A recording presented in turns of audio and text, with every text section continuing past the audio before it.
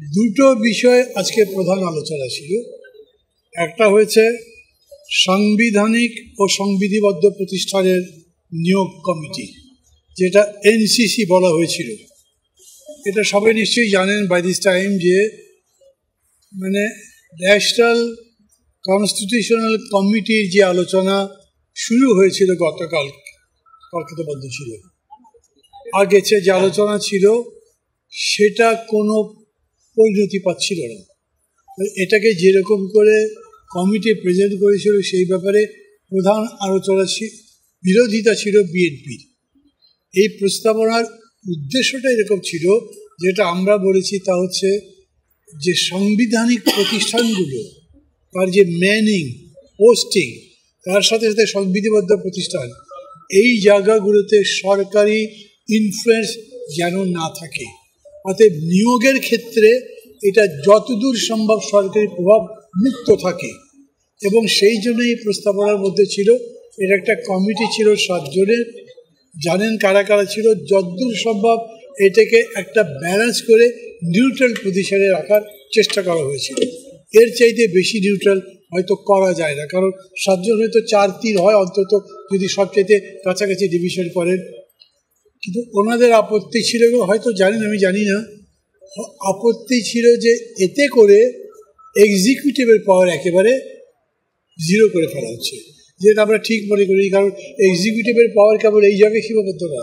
Executive মানে তো govern করে, সমস্ত গভর্নেন্সই তার ফ্রিডম আছে, তাদের পাওয়ার আছে, ইন্ডিপেন্ডেন্স আছে। কিন্তু এটা তারা মানতে পারেন নাই। শেষ পর্যন্ত প্রস্তাবটা করা হয়েছিল যে এইটাকে সাংবিধানিক ও সংবিধিবদ্ধ প্রতিষ্ঠানের নিয়োগ কমিটি বলা হবে। এনসিসি বললেই একটা সুপ্রাবডির মতো মনে হয়, সেরকম যেন না হয়, সেটা বোঝাবার জন্যে।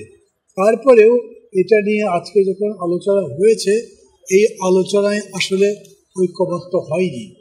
ওনারা ওনাদের আগের পজিশনেই আছেন।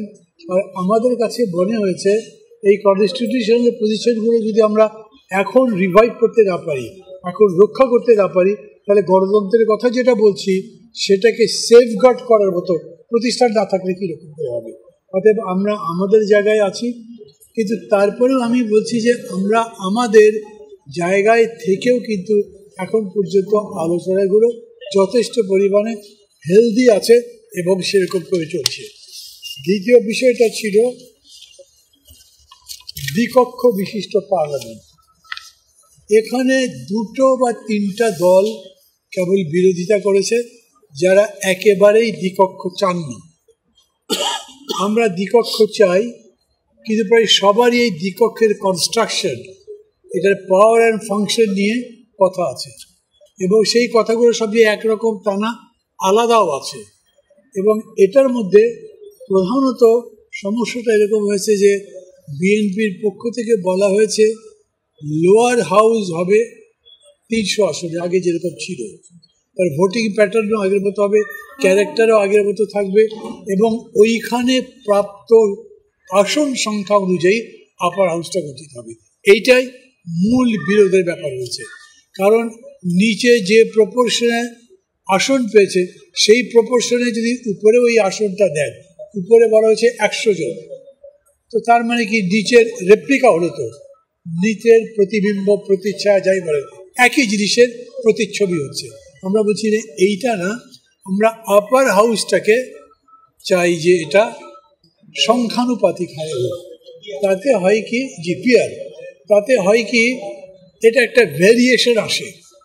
এমন নয় যে এতে মেজরিটি পার্টি যারা সরকার গঠন করবে তাদের সম্পূর্ণ কর্তৃত্ব নষ্ট হয়, কিন্তু এমন হতে পারে যে ব্যালেন্সের জন্য তাদেরকে অন্যদের দরকার হতে পারে।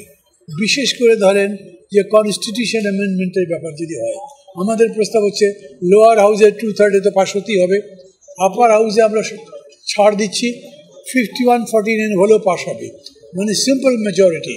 সেই সিম্পল মেজরিটিতে যদি পাস হয়, সেইখানে এমন হবে প্রাপ্ত ভোট অনুযায়ী অন্যান্য দলেরও লোকজন থাকবে।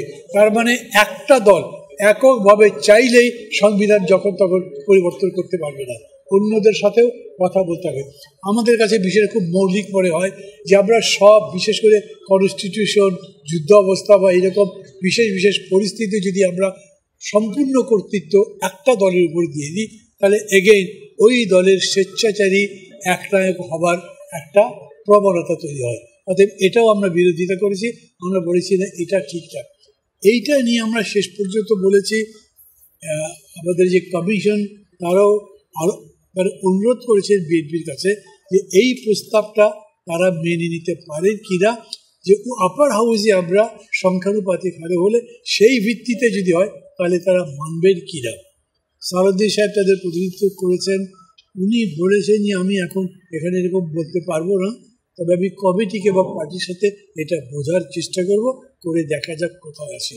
সো লাস্ট ওয়ার্ড হচ্ছে নাথিং ইজ স্টপ, এখন পর্যন্ত অন আছে, আবার আমরা বসবো, চেষ্টা করব যদ্দূর সম্ভব ঐক্যটা গড়ে তুলে একমত হয়ে, যেটা ঐক্যমত্য কমিশন চেষ্টা করছে, আমরাও চেষ্টা করছি ঐকমত্যের ভিত্তিতেই যাতে আমরা এই পরিবর্তনটা করতে